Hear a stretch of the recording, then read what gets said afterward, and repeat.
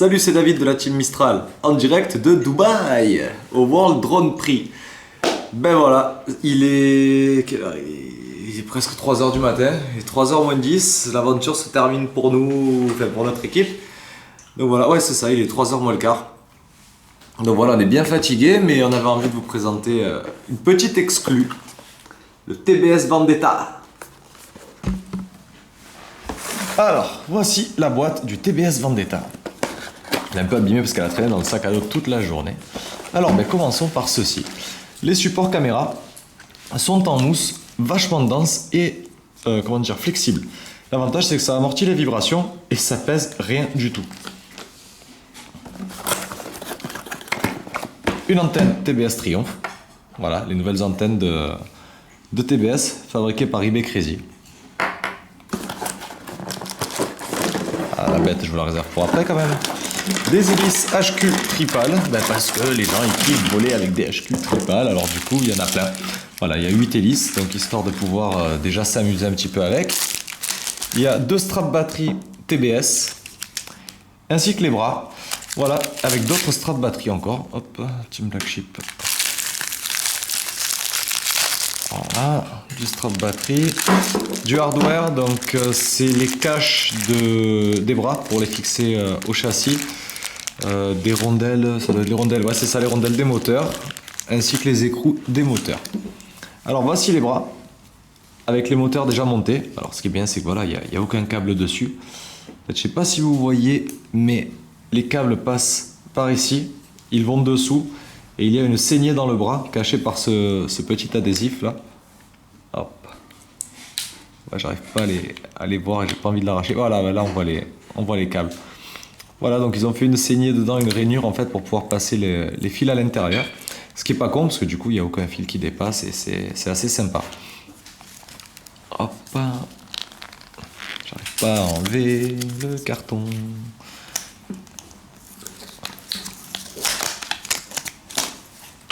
Voilà.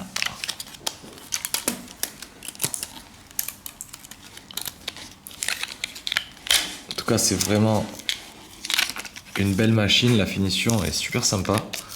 Les arêtes du carbone sont vraiment découpées nickel. C'est du TBS en même temps. Hein. Je n'en attendais pas moins.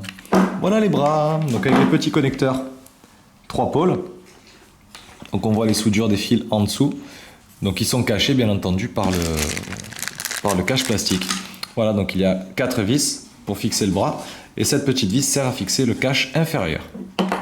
Donc voilà, 2 bras livrés avec le châssis et ensuite, tadam! Voilà le monstre, le TBS Vendetta. Vous avez vu la finition? Moi je la vois de près, je peux vous dire que c'est un truc de fou. La forme du carbone, la trame ici est vraiment super bien travaillé. C'est beau. Il y a des pads antidérapants sur l'arrière. Donc la lipo vient ici. Du coup, elle ne bouge pas. Le VTX est intégré. Il est tout au fond là-bas. Donc bien protégé quand on met l'antenne. Si j'arrive à la mettre. Voilà. On lui fout l'antenne. On la serre. Hop. Et on tord l'antenne et on est nickel. Ah, c'est vraiment nickel. Le seul petit défaut de ce châssis apparemment c'est le cache plastique qui cache les LED. En fait c'est juste pour protéger parce que les LED sont à l'intérieur. Si vous crachez dessus, à mon avis il tiendra pas trop. Voilà, sinon que dire de plus, qu'il est équipé donc avec un TBS Power Cube. Donc le flight controller de TBS avec les 4 ESC et la PDB intégrée.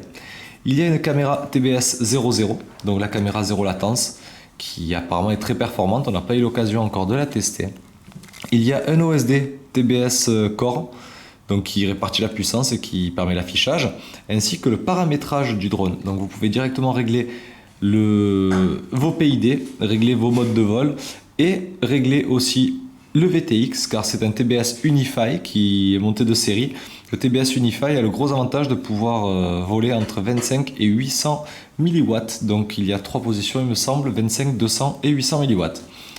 Voilà, que dire de plus, que j'ai vraiment envie d'aller dormir. Mais je tenais à vous faire ce petit unboxing parce que demain, le drone va dans d'autres mains. et je le récupérerai plus tard. Alors pour mettre les bras, ben, c'est tout simple, hein. Voilà, clac, j'ai mis 2 bras, on lui faut 4 vis là et ça tient. Idem pour l'avant, je sais même pas si je suis dans le bon sens, mais ouais, je crois que ouais. Voilà, ça c'est du drone qui a de la gueule. Alors pour l'instant c'est des bras pour des hélices de 5, donc 5 pouces. Il y aura certainement une autre version avec des bras plus gros, donc pour du 6 pouces. Vu que le drone est éprouvé jusqu'à 6S et que les ESC ils tiennent quand même énormément d'ampérage, je crois que ça va jusqu'à 50 maxi, donc je pense qu'il y aura de l'upgrade qui sera possible. Voilà à quoi ça ressemble. Prochaine vidéo, ça va être le test, donc dès que je le récupère, on fera les tests. Voilà où vous mettez votre cam, il y a de quoi passer votre strap ici et devant pour tenir votre GoPro, votre Xiaomi, c'est le top. Franchement, j'ai qu'une envie, c'est de le tester, mais à Dubaï, c'est pas possible de voler, sauf de faire 2 heures de bagnole pour aller dans le désert, et encore, c'est quand même illégal. Voilà, donc merci d'avoir regardé, et merci à TBS de nous avoir fait confiance pour ce monstre. C'est de la tuerie. Voilà.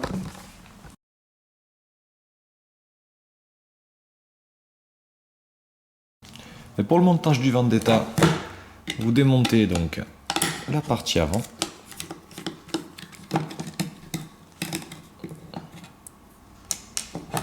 En enlevant les 2 vis de part et d'autre.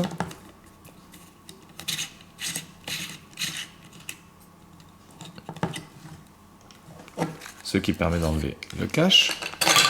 Et bien entendu, de tout enlever. Tac.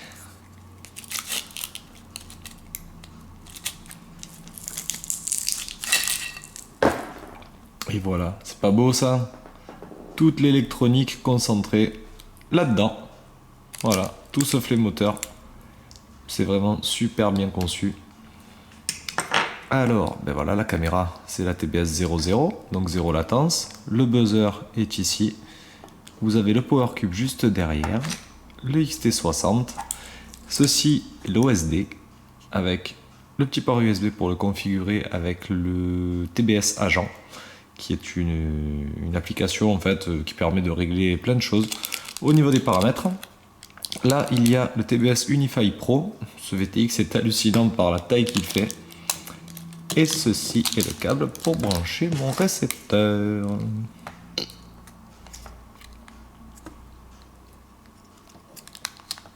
C'est pas comme ça, c'est comme ça.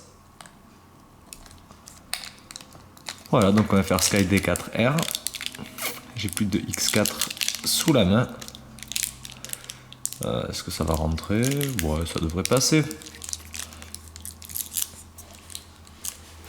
Voilà, une fois qu'on a passé le RX à l'intérieur du châssis, eh bien on n'a plus qu'à monter les bras. Alors les bras, eh bien, ils se clipsent. Aussi bien l'avant que l'arrière. Voilà. Et ensuite, il y a des plaques qui viennent cacher le tout. Ça, on s'en fout. Voilà. Ce sont ces petites vis qui nous intéressent. Elles sont au nombre de 4 et donc servent à fixer le bras. Voilà.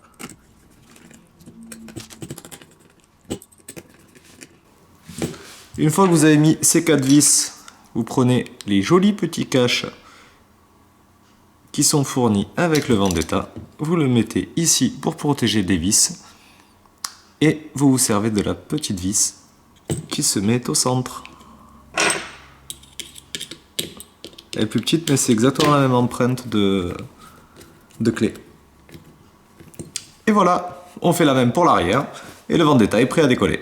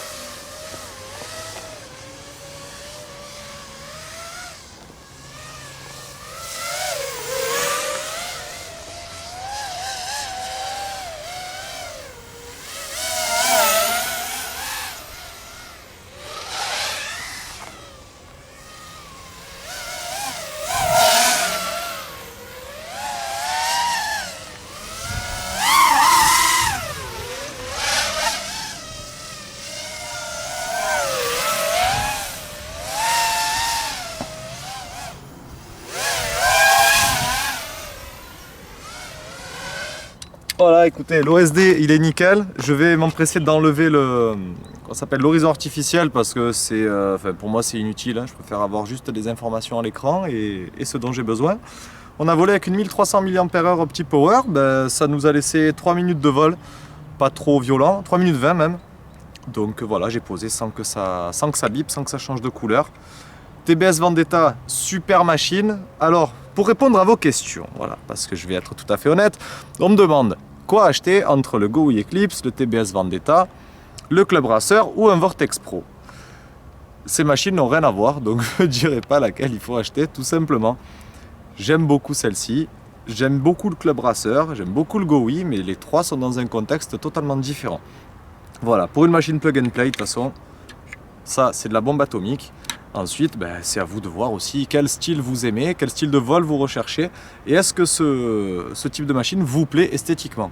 C'est particulier, le design n'est pas courant, mais en tout cas la coque en carbone est vraiment très belle, très bien faite. On ne sait pas encore comment il a fait ça, mais c'est vraiment du très bon boulot de la part de Team Black Sheep. Je n'en pensais pas moins de toute manière. Donc batterie Opti Power 1300, on peut voler en 1800 aussi et je pense que je vais me faire une session avec des 2300 mAh. Histoire de voir ce que ça donne quand ça a du poids.